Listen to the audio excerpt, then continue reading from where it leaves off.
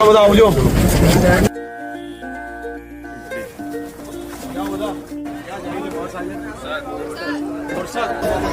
હજી જોઈએ છે ને?